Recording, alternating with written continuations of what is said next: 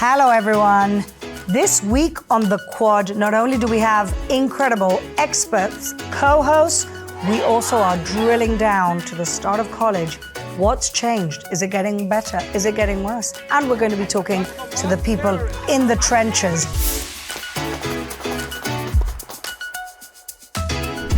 Welcome back, everybody, to our new episode of The Quad here in our Jerusalem studios with my wonderful co-host, Shoshana Keys-Jaskal, founder and director of Chochmat Nashim, Women's Wisdom, Fighting Exclusion of Women in Orthodox Spaces, Rawan Osman, an Arab Zionist, and the founder of Arabs Ask, a platform that teaches in the Arab world what Israel and Judaism is all about. Also filmmaker, also activist. Thank you for being here. And Alyza Lewin, who is the president of the Louis D. Brandeis Center for Human Rights Under Law. And the reason why you can all here in Israel eat Ben & Jerry's ice cream is because of this lady right here who sued successfully Unilever so that you could continue getting fat eating ice cream. Okay, so now, we've started college this week in America, well, last week, but things are beginning to heat up, almost like last semester didn't happen, like nothing was done to fix the situation, like all the empty promises of university administrators hadn't happened. And so I hate to go back to this, but we are seeing an incredibly disturbing rise in antisemitism in America, uncurbed, unrecognized, undealt with. Also Europe, Ron, we'll get your take on what's going on in universities in Europe in a second. But I'm just beginning to wonder, and we've been saying this for a while, yes, we're 1930s Germany, yes, it started in the universities in 1930s Germany. Where are we going with this? What are we doing about this? I want to start with you, Alyza, because you have exclusively been dealing with this over the last few years. So tell us a little bit about what's going on and what your center is doing about it. Sure. Thank you, Fleur, for inviting me to join you. This is wonderful to be here with all of you. So the campuses have erupted after October 7th, but what's going on campus didn't start October 7th. It has been building. I've been at the Brandeis Center for 7 years, and it was going on even before then, where what you've had on campus is a community that has been vilifying Jews, has been equating the Star of David with Zionists, with whatever that evil concept is, whether it was apartheid, ethnic cleansing, genocide, famine. And the university administrators mistakenly thought that what they were watching was a good faith political debate. But for instance, when you had the encampments now, nobody was asking or interviewing the students that they were blocking and denying access to the libraries, the dining halls. They weren't asking them for their political opinions. They were saying, oh, you've got that Star of David on? You're Jewish? You have a kippah on? You're Jewish? You're not welcome. You're not welcome unless you come in here and you disavow the Jewish heritage, which says the Jews are part of a people that are indigenous to this land. Unless you deny that and give up your history, your heritage, your identity, you're not welcome on our campus. You're not welcome in our clubs. You're not welcome in our advocacy spaces. And so Jewish students, and we can talk more about this, Jewish students have found that they need the Jewish community more than ever on the campus because that's the one safe space for them. Is there a way to sue? I know that that's what you do. Yes. So in the United States, there are laws that require universities to protect their students from harassment and discrimination. In other words, almost every university in the United States receives some federal funding, even the private ones. And that money comes with strings attached. The law says that if you're going to get federal funding, you have to make sure that all your opportunities are provided in a non-discriminatory fashion. So, in other words, everyone has to have equal access to all your opportunities, whether they be academic opportunities or extracurricular opportunities. And if you find that there's a group that's being shoved aside, that they're being denied that access, that they're being shunned, they're being marginalized, they're being bullied and excluded, you as a university have to make sure that that doesn't happen or you could lose your federal funding. And that law is Title VI of the Civil Rights Act. Can you win that case? Yes, and we're making progress because Now, here's the catch. Title VI of the Civil Rights Act doesn't actually include religion as a protected category. So the question is, well, how are you going to protect Jews? How are you going to protect Because we're not just a religion, right? Exactly.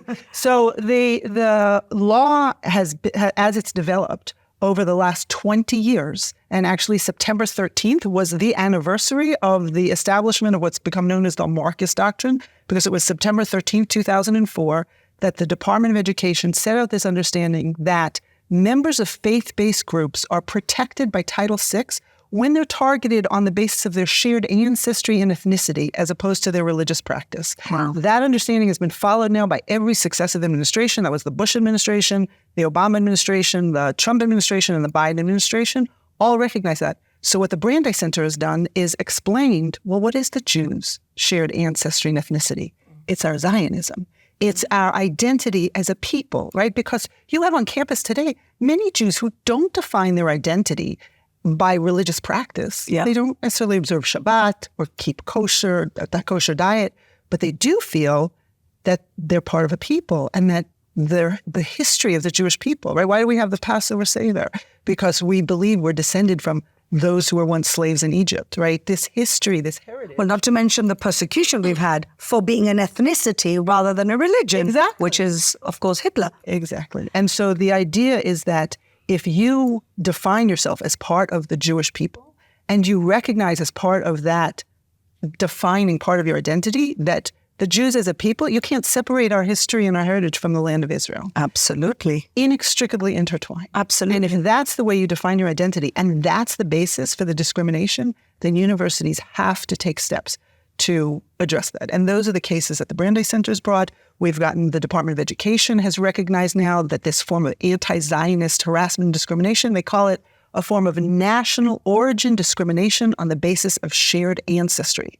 In other words, you could be discriminated against on the basis of your national ancestry. It's not just Israelis, and Israelis are suffering on campus, but for them it's their national origin. Yeah. But even Jews who are not necessarily born in Israel, but who define their national ancestry this way, if they're being targeted, the university has a legal obligation. And so you're seeing complaints that are being filed, administrative complaints with the Department of Education. And in addition, you have lawsuits. We at the Brandeis Center have lawsuits against Harvard.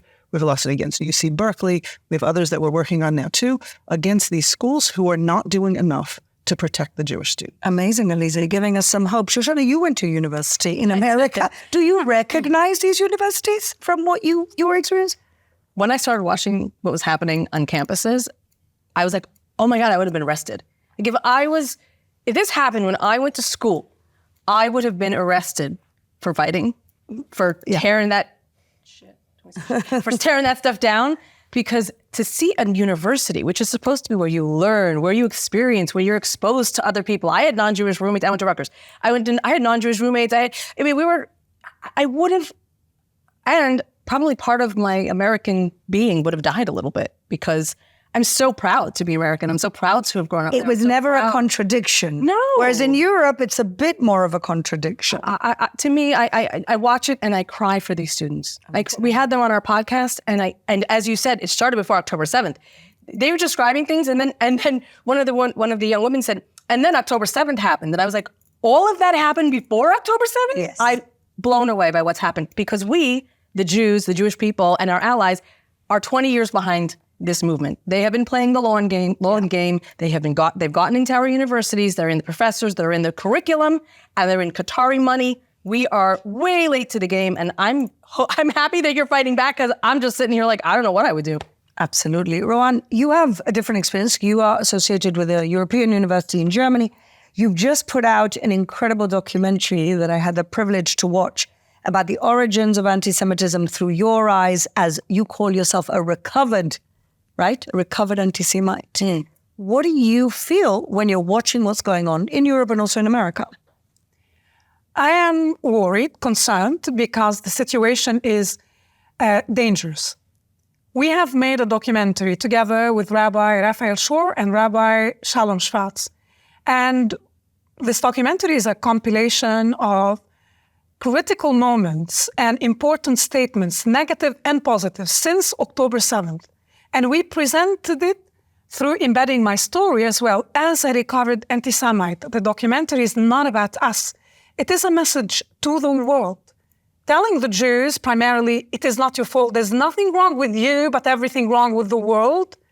Second, that this game the world is playing, we're not anti-Semites, we are anti-Zionists, does not stand. It does not hold. The situation is in Europe. It is not as bad as it is in the US because the authorities are trying to intervene to push against The German anti-Semitism. authorities are not bad about it, No, right? no. They're quite good about it. But when you talk about Europe, look at the UK, for instance. Look at what's happening in Amsterdam. Even in Germany, the authorities are tackling what's happening, but still, nevertheless, we have seen demonstrations carrying Hamas flags, Hezbollah flags, ISIS flags in Europe, but also in the US. And I'd like to say a point. When people accuse me of being an Arab Zionist, this is why I accept to identify as an Arab Zionist. I'm Own a it. proud. You might as well own it. I'm a proud Zionist. Yeah. The anti-Zionist camp uses this word Zionist as an insult. And it's about time we claim it back. What is a Zionist? And to me, I thought about it for so long, and I came to this very simple definition. A Zionist is someone who knows what the word Zion means. It is someone who knows what Zion means to the Jews. And finally, a Zionist is someone who supports the right of the Jews to Zion. Therefore, I am a proud Zionist. Well, God bless you. Thank you. And Alyza, I mean, somebody like Rawan, with the background Syrian Lebanese, somebody who grew up in a very anti-Semitic environment, who then kind of saw the light, would she be able to convince those crazies that you are suing right now that they should see things another way? So I think Ron can definitely educate the administrators. Right. The students, you have the core group, you can't convince. And I think we'll all agree. There's a core group you can't convince. But there are an awful lot of students who we joke are there for the pizza. You know, they almost have become professional demonstrators. Yes. And you can watch some of these videos. You know, at the encampments, I remember there was a video at one point with a student who was being interviewed, and they said to her, not only did she have no idea, like what river, what sea kind of thing, but she when they asked her, what is it exactly the university has done that you're demonstrating against? And this was at NYU. And she said, well, I'm actually not sure. And she calls her friend over. Do you know what exactly the university did that we're demonstrating against? And the one said, well, I'm not really that educated. She goes to the person interviewing her, I'm not really that educated, but I came over here from Columbia because they said they needed more people down here, right? This is what's happening. So if you could educate those, yes, I do think that there's a community that believes they want to be on the right side of social and racial justice, and they think this is the way to do it. So they are totally misled and really have no idea of the facts. These are good colleges, though, Alyza. We're not talking about, these are like colleges that it's Ivy League or, adjacent. If I may say, look, we're all stupid on some matters. We are not all experts on chemistry. We're not all experts on history. Many of these people mean well, these students, but have no idea. They can't even locate Israel on the map. On a flight from Atlanta to Boston, I had an American student, black, chatty, lovely chap, sitting next to me. And he was explaining to me that Israel is waging a war against Gaza because they want access to water. I beg your pardon? We're giving them water. Yes. Do you know that where Tel Aviv is? Do you know that there is a coast? Unbelievable. So a lot comes from ignorance. This is where people like me can play a role, because we need to educate them on the history of our entire region. The fact that Lebanon, Syria, Kuwait, Iraq, all these countries are new after the collapse of the Ottoman Empire. Absolutely. Israel as well. And if I dare say, Palestine, it never existed as a state. They don't understand that. It's the mandate of Palestine. It was never a state. They don't get it. Just to follow up on that history, there is a very concerted, deliberate effort today now on campuses to erase and deny Jewish history. In other words, it's not just that the Jews are not a people, right? The idea of our opponents, right, is that the Jews should just be a faith. You're not a people. Yes. but there's also a very deliberate effort to erase Jewish history and the Jews' connection to this land. And in fact, if you look at before October 7th, right, there was the Palestine Rights with a W, W-R-I-T-E-S, festival at the University of Pennsylvania. People were all up in arms because they had invited all these anti-Semitic speakers, Roger Waters and Mark Lamont Hill, and all of these people to speak at this event. But what people didn't focus on is the idea of this festival, 3-day festival leading right into Yom Kippur, that's when it ended, was a festival that was supposed to be celebrating the culture and the literature of the Palestinian people. So, first of all, they couldn't do that without demonizing Jews, Israelis, and Zionists. Like, I think all out of the 50 programs, maybe all but 2 mentioned Jews or Israelis or Zionists. But if you go to take a look and try and understand, well, what is the culture and the history of the Palestinians that they're celebrating, the narrative that's now accepted as scholarship on campuses is that everything that happened in this land where we're sitting now, they say is Palestinian. Yeah. That there may have So Roman, Greek, Ottoman, Babylonian, all of it. Palestinian. And they'll say there may have been Jews and Christians and Muslims here, but those are just the faiths. Those are just their religious identities. The cultural, ethnic identity of everybody here since creation is Palestinian. That's why you may have heard the idea Jesus is a Palestinian. Yes. Right? And so now they say we know the difference between the Jews and the Zionists. The Jews are the ones who recognize you're just a faith. You're not a people. You don't have any history connecting you here. The Zionists, they say, are the ones who are trying to erase our Palestinian history by Judaizing it, by calling it Jewish. So today, if you say, wait, I'm part of a people, a Jewish people that have a history in this land of Israel, you're now accused of racism, what they call anti-Palestinian racism. You're being called a racist because by saying, this is my history, this is my heritage, you're now erasing or Judaizing, in their mind, the Palestinian history in this land. The world turned upside down. Gaslighting 101. Yes. Everything that they do to us, they're accusing us of doing. Exactly. It's hard to blame them when I was just showing you before the show floor that even Wikipedia, someone actually went back somehow, I don't know how to do this, but they went back and they got the 2023 definition of Zionism in Wikipedia and compared it to 2024 now definition of Zionism. It's completely different. It's completely different. It's what you said about Zion, about the connection and the land. And now it's about the erasure of the Palestinians and this and that. So how can we blame these students? As you were saying, a lot of them just are good people, but they don't know. When the news sources that we go to, Wiki is literally the first response. When you Google anything, it's up there. And if that's being changed, how do we blame them? Or how do we fix the fact that they're getting literal disinformation? I think that's a great point to end this discussion with. What do we do about this? I mean, you're suing, we know that, and you're doing it very successfully. Rawan, how do we re-educate an entire world, it seems? The documentary we made premiered last night in Jerusalem. I was really happy to see you in the crowd. Our message was, we need clarity.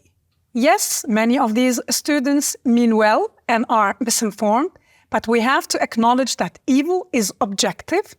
And we have to understand who our enemies are. It's not a war we chose, but it's a war we will fight and we will win.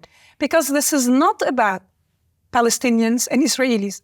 This is not a war against Israel. It's a war against Western values. Absolutely. Waged by Islamists, by extremists, by radicals who want to erase Western civilization. Now, people ask me, what is Western civilization? Western civilization is not perfect. There's room for improvement. But how many good examples are there in the Muslim world? There are a few, such as the UAE, Morocco, Bahrain. Wherever you find stability, you find a new strategy to enlighten people, to explain that the Jews are not the enemy, that we have to criticize ourselves, work on ourselves, and develop a new vision for a prosperous future. These countries in the Islamic world give us hope, and we shall continue seeking allies who will help us in our fight, because it is a fight, and we will have to win through legal action, through activism. We're all trying the best we can. Information. Well, thank God that we can really wrap up this discussion with some hope, with some incredible advocates right here. And we will keep fighting the fight. That's why we're here. Thank you, ladies. So one of the activists on the forefront of this fight on campuses has been the very brave Professor Shai Davidai, who from the beginning has been really warning parents and everybody else about what's going on campus. We were very lucky to speak to him earlier today. We are thrilled to have with us this week as a special guest, Professor Shai Davidai, professor from Columbia University, who is the first person who came out and made us all aware about how bad things were in university college campuses when he simply took a group of students around him and simply shouted about the problem. And since that day, he hasn't stopped fighting for the cause. Professor Shai Davidai, thank you for being with us. Thank you, Fleur. Thank you, Shoshana, for having me. You're fighting the fights really for hearts and minds in university, not just with the students, but with the professors. We are here in a new semester. Shai, what's going on? Have things gotten better, worse? Where are they going? Enlighten us, please.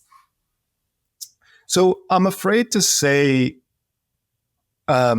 definitively whether things have gone better or worse. I can tell you that when you walk around Columbia's campus now, it feels like a campus again. It feels like a college. You know, you have the space where the pro-Hamas mob took over and called it the liberated zone last year, which was liberated from Jews and Israelis. Now people are playing frisbee on that grass.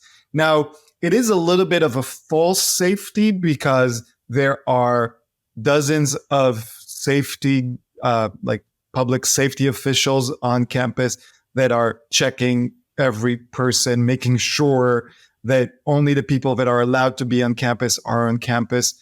They've basically created Columbia as some sort of like a military base almost. Like you have to show your picture. It's a little bit like Tel Aviv University. Or any Israeli university. But Israeli universities are closed to the public other than people that are affiliated with the university because they are afraid of terrorists. Well, Columbia University is now closed to the public because it's afraid of terrorist sympathizers. They've basically led the university to the same position. But so at the same time, while we walk around and it feels safe, that the fashion trend of the kafia has gone away. So you don't see like hundreds of students with kafiyas as like, I am a cool resistor of American imperialism and all that BS. You still see many kafiyas, but those are like the dedicated core of the people that really, really like have hate in their hearts. At the same time, hate doesn't go away. It just go underground. The School of Social Work, you have students bringing up, their political views and agendas in things that are unrelated. You have the student, the PhD student who called for humanitarian aid after they violently took over a university building. And that student has said that her goal is to bring down the American empire. That student is teaching a class on Western civilization. You have Joseph Massad, who said that he had felt jubilation and awe at the massacre of October 7th. He's still teaching. So while we don't see the foot soldiers, what I call them, like the sheep on the ground, the hate is still there. The structure of hatred and anti-Israel, anti-Jewish, and anti-American sentiment is still there. And it puts me in a very scary position because it's easier to fight an enemy that you see than an enemy that's hiding. Shai, when you're talking like this, I can't help but think of the way that terrorism also metamorphosizes, I think is the right word. Our terror sympathizers are obviously learning that type of metamorphosizing, which is scary. As someone who went to an American college and who had a wonderful time in American college, this was terrifying and scary and upsetting to hear. I'm wondering, as the anniversary comes up of October 7th, are you guys like preparing? Are you expecting something on, around October 7th on the other side to be planned? Do you know anything that's happening on either side? So if I can go to your first point first, I would say we're so used to thinking of terrorism as like the action of terror, but we forget that terrorism is an ideology. We forget that terrorism is, it comes from the word terrorizing. It's not killing, it's not murdering, it's not kidnapping, all of those things terrorists do. But the point is terrorizing, right? Terrorists, they don't need to kill all Jews or all Israelis or all Americans or all Canadians. They only need to kill enough and in random ways in order for the entire people to be terrorized, right? To have 80,000 people in the northern border of Israel not going back home because they are terrorized, right? And the same thing, like when you sympathize with terrorists, you don't need to protest every day. You don't need to call suicide bombers martyrs every day, but you need to do it enough so that the community, the Jewish community, the Israeli community, but also the administration is terrorized and is afraid of what you will do next. That is why when they built their illegal encampment for 3 weeks and every day it was a little bit worse, the school negotiated with them because the school was terrorized. Let's put that aside and like look forward. There's two ways we are preparing for October 7th, right? The one way, which is, I don't like that way, but we're kind of forced into that way, is the reactive way, the counter-protest way. We are aware that there are plans in all of the United States, across the United States, to celebrate October 7th. We are aware because National Students for Justice in Palestine, this big organization that's pretending to be grassroots, but actually has millions of dollars a year in funding, funneled through American Muslims in Palestine, which has ties to Hamas, or at least the executive directors have ties to Hamas. They are planning. They are booking spaces in every campus across the U.S. We know that we're planning around the city. So we have that, and we're preparing to just be there and say, we're not going anywhere. Unlike last year, we have a claim on this space. You can't push us out. I don't like to do that. I don't like dancing tango and not being in the lead. So we also have the other preparation, which is us just being able to be ourselves, to grieve on October 7th, to commemorate and to commemorate everyone, to commemorate the Jews, the Christians, the Druze, the Muslims, everyone who was massacred and still like the hostages that are still there. That for me is the more important thing. Like having October 7th, the entire week, as a time for us, meaning the Jewish students and the non-Jewish students that have joined us in our allyship, the professors, the community, to just be with ourselves for a second and cry, right? The problem is that we can't just do that because we're always like having to do this other thing as well. I think we got a lot of people telling us that they just weren't allowed to mourn, and that was part of the terrorism as you describe it, which is so well described. Shai, let me ask you something. Has the university administration changed, improved, learned lessons in any way, or are they simply putting a Band-Aid on a problem that they still really don't want to deal with? And is the threat of, cutting of federal funding because of Title VI and the attacks on Jews, is that going to make a difference?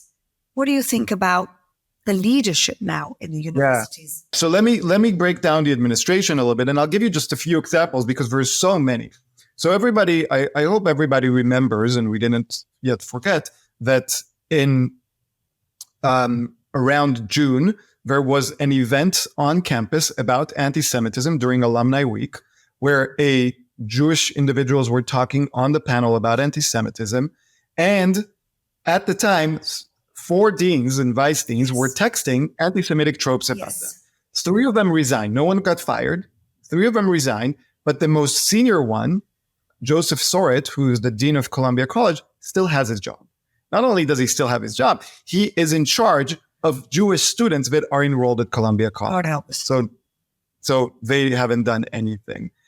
On the end of August, there was an event organized by organizations at Columbia, CUNY, City University of New York, NYU, other Students for Justice in Palestine around the city, a virtual event with an imam from Utica, New York. During this event, the imam told them to personally target me. He said, you need to put Shai Davidai in jeopardy, to jeopardize his career, to jeopardize his situation. So, and then he said, and I quote, if you take him down, you'll be able to silence 100 more professors. I emailed the university. I asked them, A, are you going to condemn this? B, are you going to sanction the students that have been, related to this? And by the way, and I said that, are you going to condemn this? Not as a Jewish professor being attacked, but just any professor being attacked. Nothing. I never even got a response from, the highest I got was a response from the vice president of public safety, who said, don't worry, there's no risk to you. All right. So already administration doesn't do anything. The day the new interim president was announced, I personally emailed her and said, look, you don't know me, but you may have heard some things about me. I just want you to know that I'm not fighting against Columbia. I'm fighting for Columbia. And I would love to work with you. And I want to give you whatever resources that I can, either in front of the scenes, behind the scenes. I just want to help make the schools safer for everyone. I never got a reply. So you have to ask yourself, and these are just 3 things, and I can name multiple, many, many more things. You have to ask yourself, is the administration doing anything?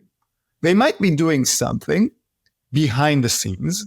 They might be, putting lipstick on a pig. Yeah. But in reality, you have these are 3 major strikes, right? At least reply, at least say in an email, thank you for your email.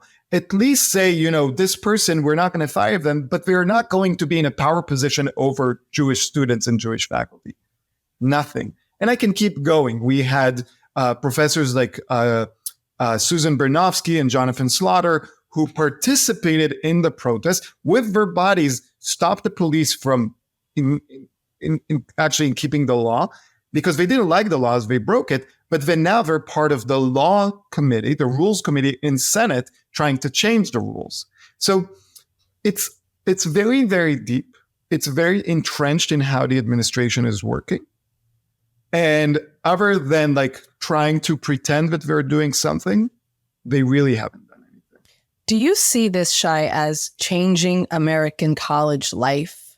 I feel, a lot of things have changed. The America that I grew up in is not the same. At least it doesn't seem the same to me from far away. Do you see that this is going to change the way colleges and universities are run or are administered? I don't even know the right words to use. Yeah. So I don't know if it will be a turning point, because I believe that universities, like the banks in 2008, they have become too big to fail. So I don't know if it will be a turning point, but I believe that it should be a turning point. It should be a turning point for a few reasons. If you just look at the composition of professors in terms of ideology and in terms of politics, 40 years ago versus now, 50 years ago versus now, you would see more diversity of thought. You would see more arguments within departments rather than what we have seen, which is a purge of dissenting views. That is why I believe the statistics, and you need to check me on this, but I believe the statistic is the ratio of registered Republicans to registered Democrats in the humanities is about 1 to 15. That's nuts. So now I'm not saying I'm not Republican and I'm not Democrat. I'm Jewish, but it's to me, it's they each protect us when they want to, and they each attack us when they want to. But to me, the fact that we have lost that diversity of thought, and forget Israel, forget Jews, we are just the test. We're the litmus test. Always. Yeah. What happens when the next thing will come?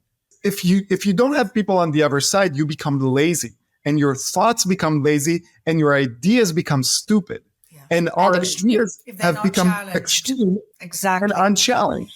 So I want people that disagree with me to be on campus, to be in my school, to be in my department, so that I can make my arguments better.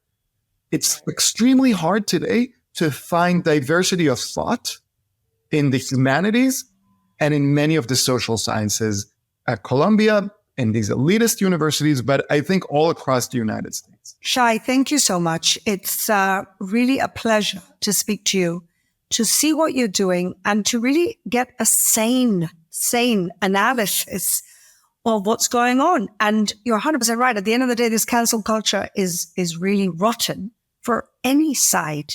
And you're kind of pushing back, and we're very, very happy that you're on our side. Yeah. So thank you for keeping that flag flying. And it's been a real honor to have you. And we look forward to meeting you in person when you come back to Israel. And luck with anything and everything that you're doing. Thank you so much. Thank you very much. Toda rabba. And now for our very popular segment, Scumbag of the Week. And unfortunately, there's never a lack of scumbags, but it'll be very interesting to take everybody's take on this week. So, Rawan, let's start with you. Who's your scumbag this week? My scumbag this week is not a person, rather a government, and it is the Spanish government. They recently hosted a high-level meeting urging the recognition of a Palestinian state. They've been leading this in Europe the whole time. Unfortunately, it's a shame. They invited Arab and European countries, excluding Israel, because this has nothing to do with the Israelis, right? Of course not. And how did it go? Well, it seems that there is a mood around the globe to recognize a Palestinian state, which is exactly how you reward terrorists. It sends a very healthy message for radicals around the globe, right? Yes. Oh my God, Rawan. I mean, I've been criticizing the Spanish government in Spanish since the beginning, and the Prime Minister, the President, Pedro Sánchez, is really una vergüenza. Ya no podemos más contigo. Okay. Alyza. So my scumbags of the week, I don't know their name yet, but I hope that the police will track them down, are the 6 thugs who turned around on Saturday night and asked a Jewish student at the University of Michigan whether he was Jewish. And when he said yes, they knocked him to the ground, kicked him, spat on him. The ADL has offered a $5,000 reward to identify these scumbags. And these scumbags, my only thanks to them is that they have now also emphasized what we've all known, which is that this is not about Zionists, this is about Jews. And this is the targeting of Jews. And if the universities do not promptly take the steps necessary to protect the Jewish students, we're going to see this continued escalation. And we're going to, sadly, I'm afraid, see more assaults like this on campus. They should get kicked out, shouldn't they, of university? Yeah. I mean, this is really the punishment that would fit the crime. Absolutely. Absolutely. Unbelievable, but worthy scumbags indeed. Thank you very much, Alyza. Shoshana. My scumbags are the Houthis. Oh, the Houthis, the dancing terrorists. Who decided to send a rocket from Yemen to Tel Aviv, I suppose. Yes. And we were woken up to pounding on our bedroom door at 6:30 in the morning. My daughter who's in the army, she knocked and said, "There's alarms all over the country. You should get up. I think we're gonna have an alarm very soon." And I had my cousin downstairs and my boys in the other room, and my husband and I just looked at each other, and obviously it was reminiscent of October 7th. Of course. Because we were in the shelter like all morning October 7th. And I was just like, okay, do I wake them up and panic the kids? Do I just wait to see what happens? And we're watching the news to see what story is, because nobody knew why there are thousands of sirens going on around the country. So the Houthis, who sit in Yemen with one of the poorest countries, who starve their own babies, child marriage, and child soldiers, you have a lot of problems on your end to take care of. Stop coming and bothering us. Absolutely. A little bit of a snippet of what's actually our lives like here. And if you want to talk about a real famine and not a fabricated one, in Yemen, there's actually a real one going on. But God forbid the UN should get involved in something so meaningless. Yes. So my scumbag is following on a little bit from Rowan's scumbag. My scumbag is a Spanish guy who has been a scumbag here before, but I just got really annoyed with him this week again Josep Borrell, who is the essentially foreign minister of the European Union. Now, he came out this week, of course, criticizing Israel, that we had supposedly attacked a humanitarian zone, and he calls on Israel not to do that. What he fails to mention in his tweet and everything that he said in the press is that it was the terrorists hiding in the humanitarian zone in Gaza, purposefully amongst people. The own Gazans are saying to them, why are you here putting us in danger? He mentions none of that. And we can't expect much more from this guy. He comes from the far left of Spain. The good news is that because of the new European elections, and the left did very badly in them in Europe, this man is out of his job in October. And so I really had a lot of pleasure writing to him on Twitter in Spanish, a ver cuándo te largas. I can't wait for you to leave. So, Josep Borrell, you're my scumbag yet again of this week. Hasta luego. Hasta luego. Arrivederci. That's Italian. Okay. Now, of course, we always have to end the show on a positive note, and our positive note is always, as many scumbags as there are many, many heroes amongst us. So let's try and take a breath and find some heroes. Shoshana.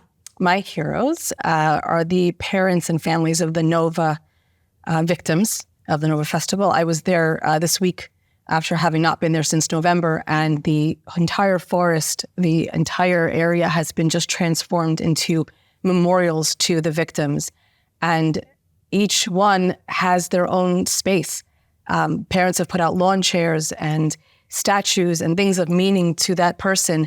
And you can literally sit and read that person's story and feel a real love for that person and a loss, and join the family. And I think it's a beautiful thing to do, first of all, for their loved one, and second of all, for the country to have a place to come together and try and heal and mourn and be together. It's beautiful. You haven't gone, you should go. It's a beautiful, beautiful thing. And you see the personality, not only of the person who we lost, but the family and how they memorialize them. And it's a beautiful, beautiful thing. Really. Those are my heroes for memorializing their loved ones, for them and for us. It's incredible, the energy that must take. It's really, you feel it. Like it is palpable. When you walk through that forest, it is palpable, and you are in another place and zone, and it is powerful to feel it. That's amazing. Yeah. Well, thank you for bringing that to us, Shana. Alyza. My hero Fleur this week is the New York Congressman Richie Torres. Oh, we love Richie. He has throughout everything, and especially after October 7th, just been this constant, steady voice of moral clarity. But this week, he highlighted, which for me and the work that we do on campuses, he posted and highlighted how NYU specifically just recently revised its anti-discrimination policy to explicitly note that using code words, and this is a quote, like Zionist does not eliminate the possibility that your speech violates the NYU anti-discrimination policy. And it says, and this is a quote, for many Jewish people, Zionism is a part of their Jewish identity. Speech and conduct that would violate the anti-discrimination policy if it were targeting Jewish or Israeli people, it says, can also violate their policy if it's directed towards Zionists. For example, by excluding Zionists from an open event, calling for the death of Zionists, applying a quote-unquote no Zionist litmus test for participation in any NYU activity, or using or disseminating tropes or stereotypes and conspiracies about Zionists. This is hugely significant, as we've been talking. This is your language, Alyza. This is my language. So right. Bless Richie Torres for helping promote this. And as he says, it should not only, universities should just be taking notice of it. And there are other universities. We had a settlement recently with UIUC, with the University of Illinois, and Urbana-Champaign, where they also recognize Zionism as an integral part of the Jews' ethnic and ancestral identity. It's important that universities not only recognize this, but emulate it, as he says, copy it, because it will only address successfully this issue if the universities start to recognize the actual harassment and discrimination of Jews that is taking place on their campus. God bless Richie Torres. This man is what the Democratic Party should be. Yes. He is a progressive. He is about for minorities, and there he is standing for Israel. No, we love Richie Torres. Yes. What about you, Ron? Who's your hero this week? My hero this week is Hillel Neuer. Oh, I love it. Maybe, Friend of the show. yes, and he's a friend of mine. So maybe I come across as slightly biased, but We're all biased here. one must recognize his massive efforts to expose UNRWA for over a decade. And finally, this week, the Swiss parliament adopted a motion to immediately suspend support for UNRWA. Now, it did not go into effect yet, but it is an achievement. And the motion tells us that finally, UNRWA is losing confidence. It's about time. They perpetuated eternal victimhood. They romanticize violence. It's about time. They teach the right of return. Absolutely. And this has to stop. Yeah. Absolutely, it has to stop. And unfortunately, the UK began refunding them. You know why? Why? They think they're helping the Palestinians. How else can they survive? Well, find an alternative to the UNRWA. There's many alternatives. There's many good organizations, international organizations. UNRWA is rotten to its core. Yes, indeed. Hillel is a worthy hero. We've had him here on our show twice, and we love the work that he does. So my hero this week, maybe a little bit of a change here, is Chris Cuomo. Why is he my hero this week? Well, I want to first of all say that he's actually given Israel and this war very fair coverage from the beginning. He's humanized. He's had so many hostage families on his show. And I think he's been fair and balanced all along. He is what a journalist should be, reporting the news and giving his own analysis, not according to La La Land or Narnia, but according to reality. But what I like about him actually is less connected to Israel, is that yesterday he went on his show, and he started saying, talking about the second assassination attempt on Donald Trump. And he came out and he said, look, I'm not a fan of Trump. I'm not advocating to vote for Trump, but there are things that are wrong. There's a right and a wrong. This is what I like about Chris Cuomo. He doesn't try to bring nuance into evil. And he said, if you are not denouncing, if the Democratic Party, if the current government, if everybody else is not denouncing a second assassination attempt on Donald Trump, something is very wrong and sick with our society. Oh, but the guy didn't even shoot. What if it was your father? Or what if it was Kamala Harris or President Biden? God forbid. You think that it would be almost a shoulder shrug and more of talk about the Secret Service and allocation of funds than just how crazy it is that this is what's happening in our country? That's why I reached out to Trump. I wanted to just say, listen, I'm really sorry that this is going on and it's being dealt with this way. Not because I'm in favor of his politics or what he says. I criticize him all the time. That's my job. And he deserves it. But he doesn't deserve this. A guy pointing an AK-47 at him while he's playing golf? And we take solace in the fact that the guy didn't get any rounds off. To me, the way that he explained it and the way he's talking about the way society is breaking down and people are not recognizing evil anymore, it's very reminiscent of the way that he covered the war here that we've had, that we didn't start, that we didn't want. And so really, I look to Chris Cuomo as one of the journalists that I actually, to me, one of the few that has credibility anymore. And so, agreed. Chris Cuomo is my hero. Nice choice. Thank you, ladies. This has been a really wonderful episode. It's been wonderful taking your expertise, breaking it down for Shoshana and I, who are sitting here in Jerusalem. And we pray every single week that the hostages come home. We pray for their families. We pray for our people. We pray for peace everywhere. Thank you so much for watching our show. If you like us, please like and subscribe to JNS TV. Thank you.